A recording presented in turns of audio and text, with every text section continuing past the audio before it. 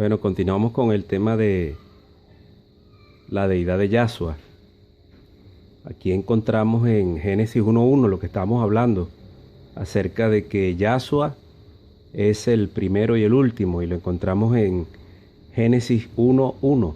Ahí usted lo puede ver, donde dice Bereshit bara Elohim et hamayim beet haaretz. Ahí está el artículo et subrayado, et, que aclaro y para que se pueda entender mejor, es una palabra, es un artículo, pero a su vez son las dos letras del alefato hebreo. Una es que es Aleph, que se encuentra allá debajo al final, y la Tab, que es la letra final del alefato, como decir en el español, por decir en el español de la A, la última letra es la Z. En el griego, alfa, y al final omega. Bueno, aquí encontramos la Aleph y la Tab como principio y como final. Fíjese que la palabra Aleph Tab, o las dos letras Aleph Tab del alefato, lo encontramos también en la palabra Emet, que significa verdad. Dice las escrituras, hablando de Yahshua, que Él es el camino, que Él es la verdad y que Él es la vida. Lo que está diciendo Yahshua o los evangelios es de que Yahshua es el camino, pero dice también que es la verdad. Y la verdad en hebreo es Emet, la verdad. Y comienza con la letra E, que es la Aleph, y termina con la letra T, que es la Tab. Ahí encontramos nuevamente el principio y el fin de todas las cosas. Ahí encontramos a Yahshua como el primero de todas las cosas y el último de todas las cosas existentes. El primero en dar luz y el último. Entonces la ciencia, la sabiduría, todo viene de Él. Todo lo que sabemos, todo lo que entendemos, todo lo que recibimos, viene a través de Él y para Él. Encontramos eso allí pues, y tenemos que estar pendiente allí. Así que el Señor es preexistente. De allí pues que un grupo de personas que he venido mencionando, que son los antimisioneros, ellos descartan totalmente el Nuevo Testamento, o como realmente se debe llamar la Brit Hadashah, el pacto renovado. Ellos no aceptan el Nuevo Testamento porque es una manera de ellos mismos ser refutados. Lo que ellos aplican con el método Pardes, que es un método que tiene aproximadamente 3.500 años, ellos llevan utilizando el método Pardes alrededor de 3.500 años, lo aplican muy bien para los escritos del mal llamado Antiguo Testamento, pero no lo aplican al Nuevo Testamento, la Brit Hadashah, el pacto renovado. Llamamos pacto renovado porque eso fue lo que vino a hacer Yahshua en el madero. Vino a renovar el pacto con un pueblo que se llama Israel, un pueblo que está en muchas partes del mundo y que tiene y se ha extendido muy ampliamente aquí en América. Muchos de los creyentes, muchas de las personas que están en iglesias y congregaciones son parte de esas 10 tribus perdidas del pueblo de Israel, y otros son parte del pueblo judío, que también pues está emparentado con el pueblo de Israel. O sea que de los dos pueblos, como dice la escritura, haría un solo pueblo, y eso lo está haciendo Yahshua poco a poco. Entonces ellos no quieren que usted entienda lo que es el método Pardes, para que usted no pueda entender con más amplitud, con más seguridad las escrituras, y pueda entender los misterios de Dios. Yo a veces escucho personas que hablan acerca de que traigo una palabra revelada, pero no es más que, como decía un profesor, un historiador amigo llamado Humberto, que decía que ese es el refrito del refrito. Y lastimosamente pues no es nada nuevo, no hay nada nuevo debajo del sol, dice la escritura. Pero sí hay palabras que están reveladas, que están allí, y que lo que hay es que ahondar primeramente con la ayuda del Santo Espíritu, del Rúa, y con el método Pardes, que es un método muy bueno, muy genuino, y vamos a estar hablando de eso. Bueno, entonces fíjense, ellos dicen que el Nuevo Testamento es una recreación falaz de religiones antiguas misteriosas, antropomórficas. O sea, le dan otro contexto al Nuevo Testamento diciendo que son inventos y cuentos de camino, que sencillamente eso tiene que ver con cultura egipcia, con cultura fenicia, con cultura sumeria, y que no hay nada verdadero en todo esto.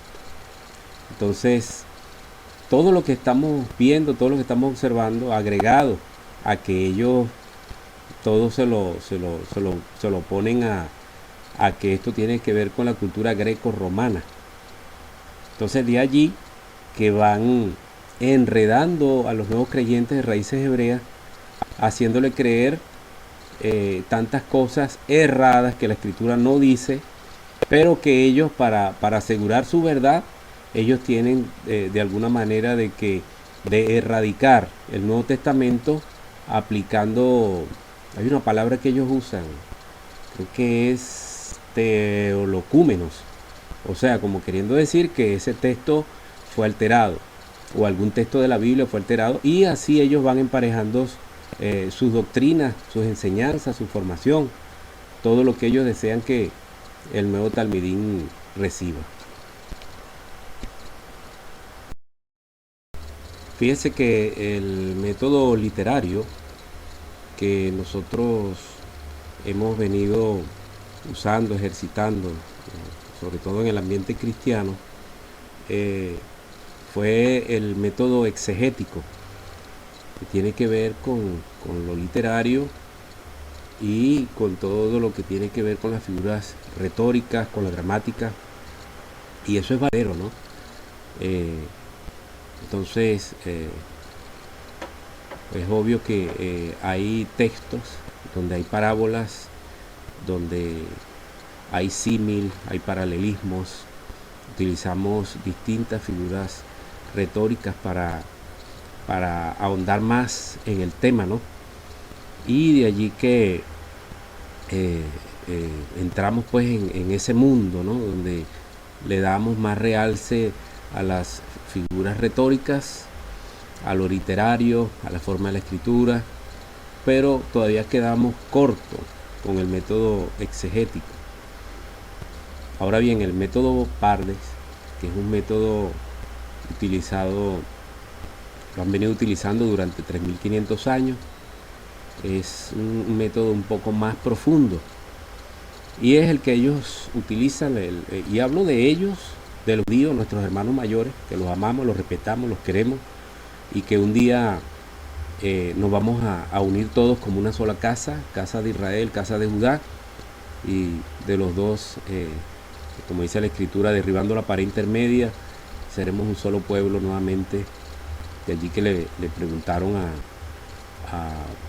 al Señor, Señor, ¿restaurarás el reino en este tiempo? Y él dijo, no les toca a ustedes estar al tanto de esto. Entonces, sí hay un reino que va a ser restaurado, y un día vamos a gobernar juntamente con todo el pueblo que se llama Israel, tanto los injertados como los que son por consanguinidad. Hago esta acotación allí para aclarar un poquito más este asunto, que todo esto tiene que ver con Yahshua y el madero. Entonces, ahora bien, el método Pardes, ¿verdad? Es un acrónimo, y la primera palabra que aparece es Pachat. Pachat es cuando tú lees el texto, lo primero que salta a tu vista, lo que tú ves, lo que está por encima, tiene que ver con con lo primordial, con aquello que cuando leemos las escrituras, automáticamente se nos viene a colación, a mente, bueno, esto es esto. Eso es lo primario. Eso es como decir, como cuando se está pelando, ¿no?, una fruta. Esa es la primera capa, el pashá, dentro de lo que es este método de interpretación. Después viene el remés, que es una insinuación indirecta. En pocas palabras, es como una invitación a que tú ahondes más, porque hay algo que puede estar ahí escondido y que no se va a entender a simple vista. Y lo voy a tocar por encima, luego vamos a estar tomando esto con más profundidad, este tema del método Parde, disculpe. Entonces, la palabra dras, que es el entendimiento añadido. Ahí sí entra todo lo que son las figuras retóricas, la historia y toda esta serie de elementos para que la persona pueda tener un entendimiento de todo lo que sucedió bíblicamente hablando, pues en este sentido que estamos hablando de la Biblia. Y luego viene la palabra sot, que es muy importante, exageradamente importante, porque es aquí donde entramos en lo que es la verdadera revelación. No es la revelación que dicen por ahí, traigo una revelación y es más de lo mismo. La revelación son misterios revelados en el texto. De allí que el judío conoce muchos eventos que han sucedido en la historia, ellos ya lo sabían, porque se les ha revelado en las mismas escrituras. Pero eso sucede porque ellos tienen las escrituras hebreas. Cuando se translitera del hebreo al español, cambia totalmente el contexto de las cosas, porque no se va a leer igual. Entonces, fíjense que Jueces 13:3, hay ¿cómo diría? Hay este capítulo es bastante claro para poder entender lo que estamos hablando acerca de la palabra sot, chamá, pashá, remés, dras y sot. Estoy hablando del acróstico del método Parde. Jueces 13:3 dice la escritura, para poder entender lo que es el sot, el misterio revelado. Dice, a esta mujer apareció el ángel de Yuhei Bajei, o de Jehová, y le dijo, he aquí que tú eres estéril y nunca has tenido hijos, pero concebirás y darás a luz un hijo. Fíjense en el versículo 18 que dice que Manoa, el padre de Sansón, o de Sinsón, o Chinchón, le pregunta que quién era ese ángel que se les presentó a ellos, ¿no? Que dijo que el niño no tomaría vino, no tomaría sidra, sería apartado para el Señor. Y dice que el ángel le pregunta que por qué preguntas si yo soy admirable.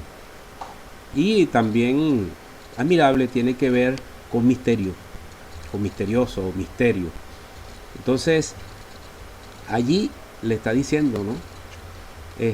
¿Por qué preguntas mi nombre si mi nombre es un misterio? ¿Sabe usted que en el nombre de Yahshua está contenido el nombre de Yuhei Bajei, o de Jehová?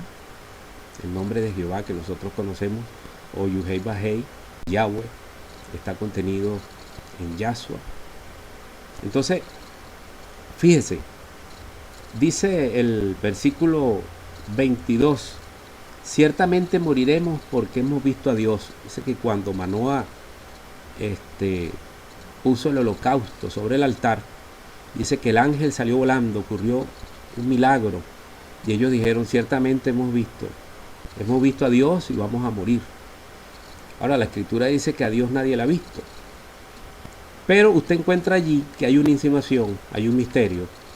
Ahí está presentándose el mismo Yahshua, presentándose como el ángel de Yuhei Bajei, y que de repente el judío no le da la misma interpretación Y aún hasta el mismo creyente cristiano no le da la misma interpretación. Pero cuando usted aplica el método Pardes, usted ahonda más en el tema y se va dando cuenta que hay una insinuación, que hay una profundidad y que hay un misterio que está siendo revelado. El nombre de Yahshua es un misterio revelado, donde dice la Escritura que su nombre estaría allí contenido. Concluyo con esto: no te dejes persuadir por los antimisioneros. Ten cuidado con lo que oyes, ten cuidado con lo que lees y ten cuidado con lo que recibes, con lo que escudriñas. Fíjese que, para concluir ya, el Targum de Isaías del siglo I de nuestra era, fíjese lo que ellos utilizan, cómo desvirtuaron el capítulo 9, versículo 6 de Isaías, que dice, según este Targum, del siglo I de nuestra era. Dice: dijo el profeta a la casa de David: cierto, un niño nos ha nacido, un hijo se nos ha dado, y ha tomado sobre sí la ley para guardarla, cuyo nombre de parte del consejero admirable, Dios fuerte, el que existe eternamente, se ha llamado el Mesías, en cuyos días se incrementará la paz sobre nosotros. Fíjense que por todas partes ellos buscaron la manera de obviar al Mesías. Ahí aparece que quien es el Dios fuerte, el Padre eterno, el consejero, el admirable, es Yuhei Bahei, o el Padre en este caso, y no Yahshua. O sea, de una vez lo sacan, pero desviando el texto de esta manera. El texto original no dice así. El texto original no dice,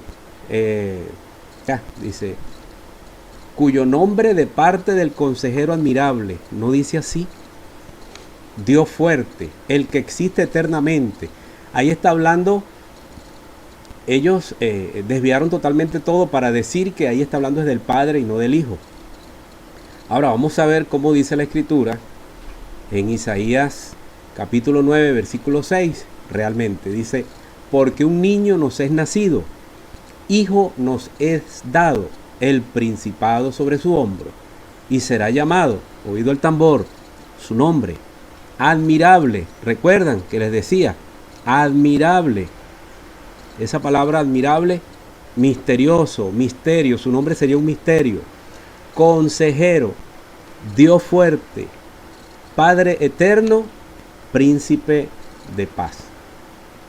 Fíjese cómo desviaron las escrituras para que así los antimisioneros sacaran totalmente del rol profético y de Mesías y de Dios a Yahshua HaMashiach.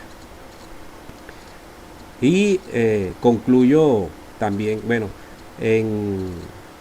también la Biblia del Sinaí Tel Aviv de 1996 dice esto mismo del Targum de Isaías del siglo I de nuestra era. Ahora bien, para finalizar, les invito a leer el libro de Melquisedec. Y usted dirá, bueno, ¿y cuál es ese libro? Ese libro lo puedes encontrar virtualmente.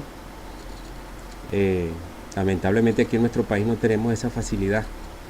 Y bueno, virtualmente todavía se puede conseguir. Libro de Melquisedec y lo vas a encontrar.